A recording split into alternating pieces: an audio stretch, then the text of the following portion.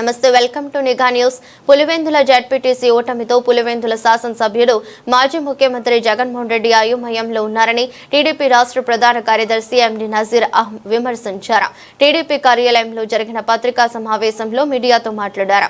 Why Rajasekhara Reddy వర్ధంతి సందర్భంగా ఇడుపులపాయలో వైఎస్ఆర్ సమాధి వద్ద నివాళులర్పించిన జగన్మోహన్ రెడ్డి అక్కడ పల్లె ప్రాంతంలో రోడ్డు షో చేయడం దారుణమన్నారు. పులివెందుల జడ్పీటీసీ ఓటమి తర్వాత జగన్మోహన్ రెడ్డి దిగజారిపోయారని పట్టమని 10 మంది లేకుండా రోడ్ షో నిర్వహిస్తున్నాడని నజీర్ చెప్పారు.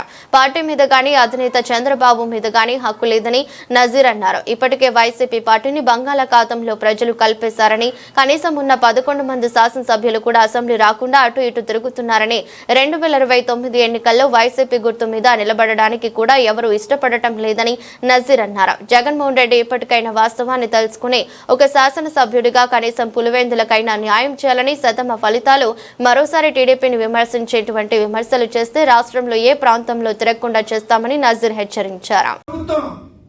నారా చంద్రబాబు నాయుడు గారు ఏపీఎస్ఆర్టీసీ నష్టపోకుండా ప్రతిరోజు 5.5 కోట్ల రూపాయలు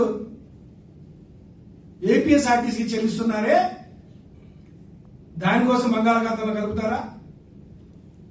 ఈ రాష్ట్రంలో ఏ వైపు చూసినా రోడ్లు గాని, అభివృద్ధి గాని, సంక్షేమం గాని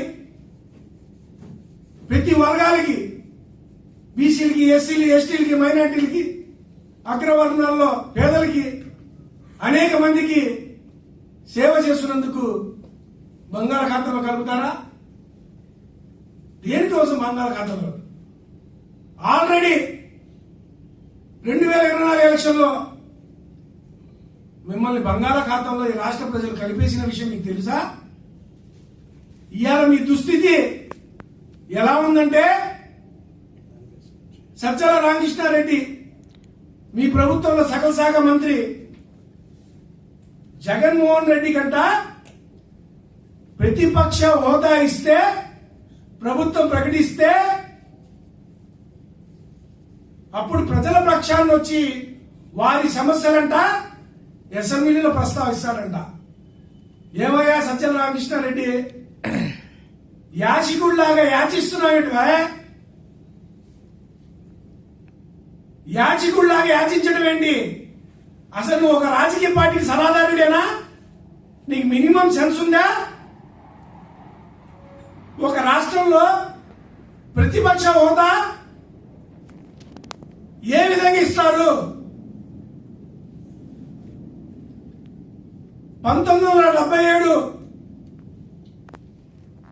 opposition leader act, LOP, leader of opposition act అనే ఒక చట్టం 1977 నుంచి అమల్లో ఉంది.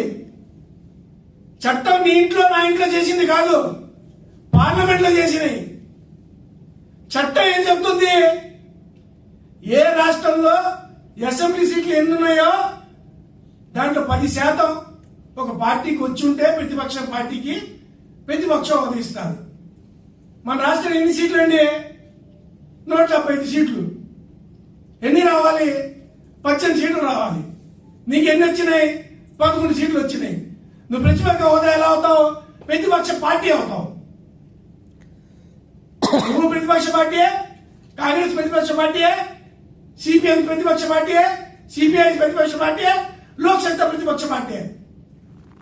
కూటమిలో జనసేన, బీజేపీ ఉంది కాబట్టి మేమంతా ఒకటి. నీ ప్రతిపక్ష హోదా లేదు. నీ ప్రతిపక్ష హోదా ఇవ్వమని ఎలా అడుక్కుంటారు మీరు?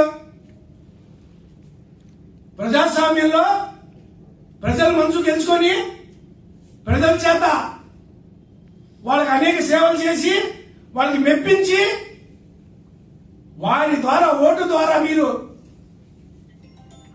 రాజకీయాల్లో సీట్లు సంపాదిస్తే అప్పుడు యాచించకుండా శాసించండి మహాప్రభు అని ప్రజలు హోదా ఇస్తే తప్ప మనకు హోదా రాదురా స్వామి.